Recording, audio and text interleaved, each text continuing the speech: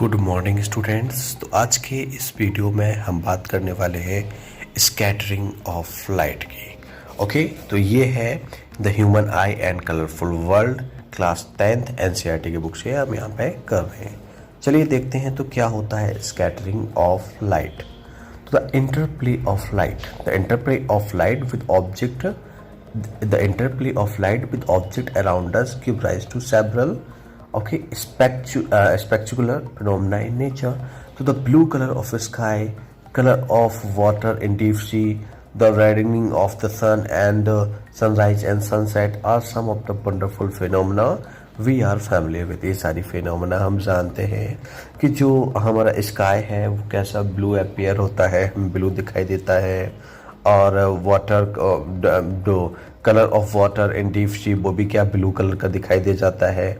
और सनराइज और सनसेट के टाइम पे हम देखते हैं कि सन के सामने ज़्यादा रेड कलर का अपीयर होता है, रेड दिखाई देता है मोस्टली। जब सन निकलता है, सनराइज होता है उस टाइम देखें या फिर सनसेट के टाइम पे देखें तो हमें कैसा दिखाई देता है, बिल्कुल रेड दिखाई देता है। सो वंडरफुल फिनोमेना, ये जितनी भी फिनोमेना है जिनकी हम यहाँ पर बात कर रहे हैं, ये जो फिनोमेना किसकी वजह से होती है, स्कैटरिंग ऑफ लाइट की वजह से होते हैं। चलिए देखते हैं। In the previous class you have learned about the scattering of light by colloidal particles। Okay, किसके थ्रू, कोलोडियल पार्टिकल। स्कैटरिंग जो ऑफ लाइट जो होता है वो किसके थ्रू होता है, कोलोडियल पार्टिकल्स के होता है। The path of a beam of light pass through a true solution is not visible, however its path become visible through a colloidal solution where the size of the particle is relatively larger। तो अगर हम scattering of light की main phenomena की बात करें तो ये phenomena होती किस वजह से। देखो, अगर कोई solution true solution, that means अगर हम बात करें होमोजेनस सोल्यूशन है, ओके, जैसे हमने यहाँ पे कोई एक होमोजेनस सोल्यूशन लिया हुआ है, ये सॉल्यूशन होमोजेनस है। होमोजेनस मतलब क्या होता है कि पार्टिकल्स, उसके जो भी सॉलिड के पार्टिकल्स हैं पूरी तरह से क्या हो गए, डिजॉल्व हो गए। अब डिजॉल्व हो गए हैं पूरी तरह से, ओके, रखने पे सेटल डाउन नहीं होते हैं पार्टिकल्स, बहुत छोटे छोटे। तो जब यहाँ से कोई एक वाइट लाइट की बीम डाली जाएगी, कोई भी लाइट डाली जाएगी, तो क्या होगा, उसकी जो रास्ते में पार्टिकल्स टकराएंगे ही नहीं, और जब पार्टिकल्स नहीं टकराएंगे तो लाइट सीधी निकल जाएगी और पाथ इसका बिल्कुल भी दिखाई ही नहीं देगा।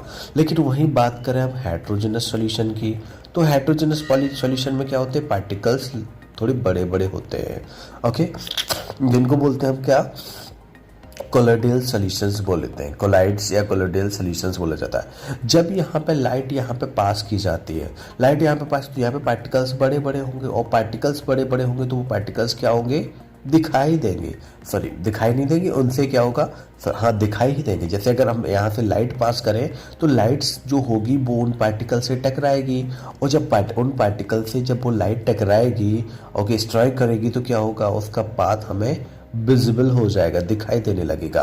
तो ये फिनोमेना क्या होता है, स्कैटरिंग ऑफ लाइट। मतलब कोई लाइट आ रही है, ठीक है ना, यहाँ पे कोई पार्टिकल है, एटमॉस्फेयर, यहाँ पे हम स्कैटरिंग ऑफ लाइट की एटमॉस्फेयर, ये तो सॉल्यूशन के अकॉर्डिंग देखा, लेकिन अब हम बात कर रहे हैं किसके अकॉर्डिंग, एटमॉस्फेयर के अकॉर्डिंग।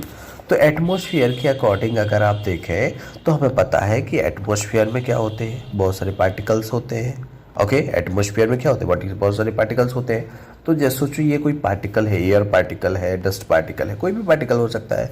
तो ये पार्टिकल से जब कोई एक आने वाली लाइट टकराएगी, ठीक है, स्ट्राइक करेगी, तो क्या होगा, ये स्कैटर हो जाएगी, यहाँ वहाँ यहाँ इस तरह से फैल जाएगी। तो यही फिनोमेना, बस कि कोई जो पार्टिकल के साथ में डस्ट पार्टिकल, कोई भी पार्टिकल हो सकता है, उससे जब ये रे ऑफ लाइट तक स्ट्राइक करती है तो क्या होती है, वो अपने पास से वहाँ यहाँ वहाँ स्कैटर हो जाती है, फैल जाती है। इसे क्या कहेंगे हम, इस फिनोमेना को स्कैटरिंग ऑफ लाइट। अब स्कैटरिंग ऑफ लाइट से रिलेटेड भी कई सारी फिनोमेना होती हैं, जहाँ पे हमने देखा कि स्काई जो है ब्लू अपीयर होता है, ओके, और सनसेट और सनराइज के टाइम पे क्या हमें रेडिश कलर का क्या दिखाई देता है, सन दिखाई देता है। ये सारी फिनोमेना के बारे में हम फर्दर डिस्कस करेंगे, ओके। अभी आप स्कैटरिंग ऑफ लाइट को समझ चुके हैं, इससे रिलेटेड ऑफ टेंडल इफेक्ट को हम नेक्स्ट वीडियो में डिस्कस करेंगे। अभी तक के लिए वीडियो आपको अच्छा लगता है तो वीडियो को लाइक करें, अपने दोस्तों में शेयर करें, और अभी तक आपने हमारे चैनल को सब्सक्राइब नहीं किया है तो चैनल को सब्सक्राइब करें। Thank you.